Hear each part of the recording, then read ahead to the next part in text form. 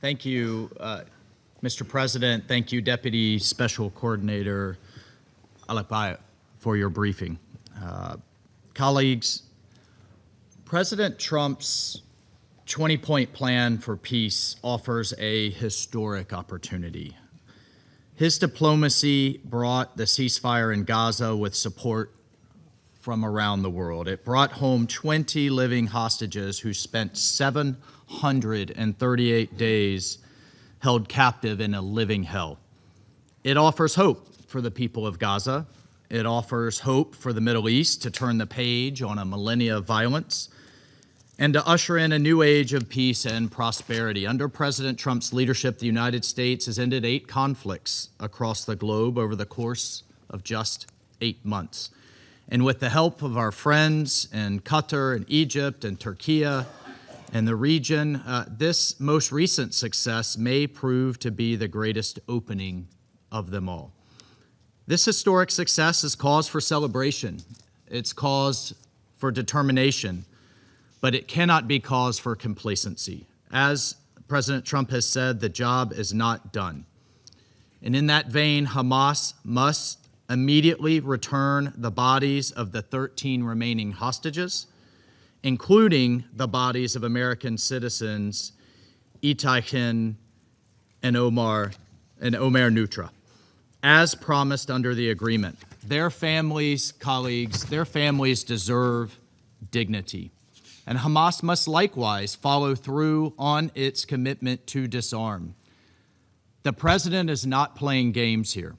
And simply put, Hamas is finished in Gaza and does not have a future there. And if they do not follow through, they are in violation of the ceasefire and will face consequences, severe consequences. The future of Gaza can be one of peace and prosperity. And we also note, as has been noted here today, the extremely disturbing and bloody executions of by Hamas of the people in the streets of Gaza, in broad daylight, on camera, for the world to see.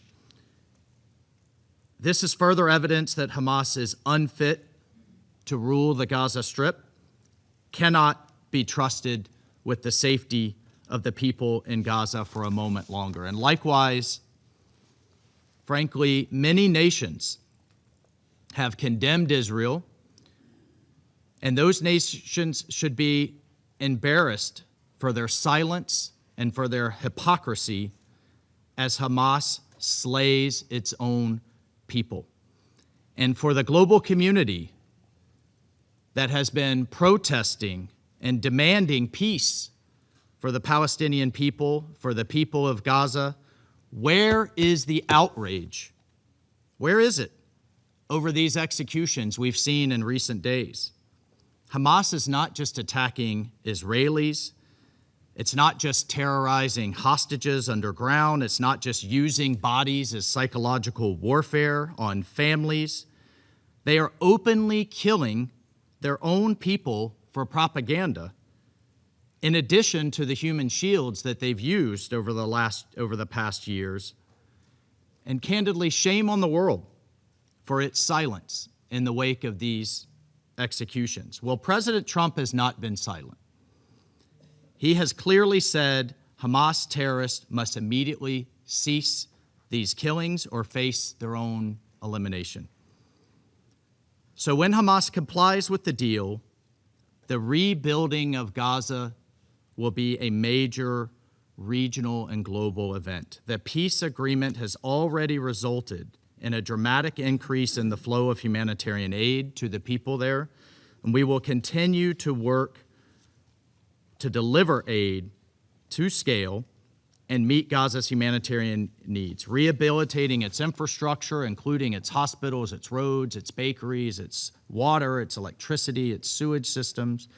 We will continue to work with our international partners, with the United Nations, with everyone around the world to scale up the response and deliver aid to the civilians in need.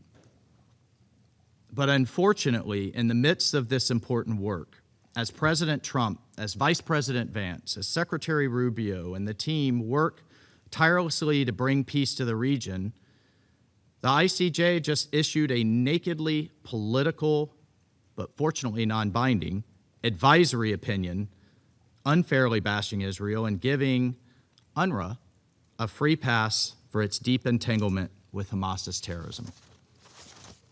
Colleagues, President Trump's peace agreement heralds more than the end of the war in Gaza. With God's help, it will mark the beginning of a strong, stable, and prosperous region, united in rejecting the path of violence, hatred, and terror.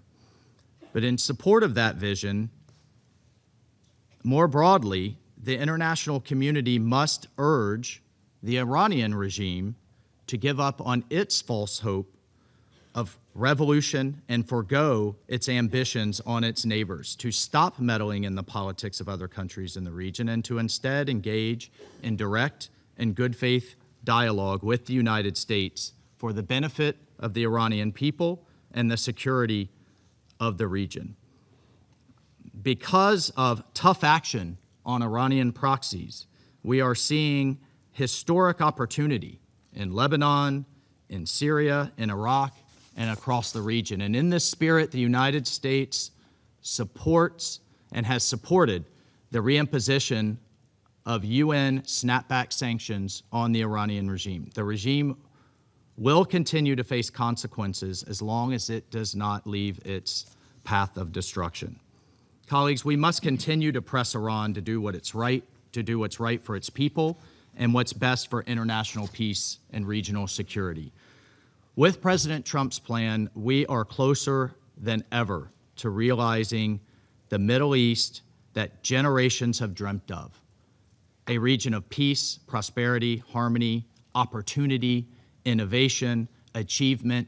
The more we are talking about infrastructure, about rail, about data centers, about AI, the less we will be talking about these historic animosities. And along those lines, we look forward to more countries in the region joining the Abraham Accords. We look forward to a future that can realize this dream. Thank you, colleagues.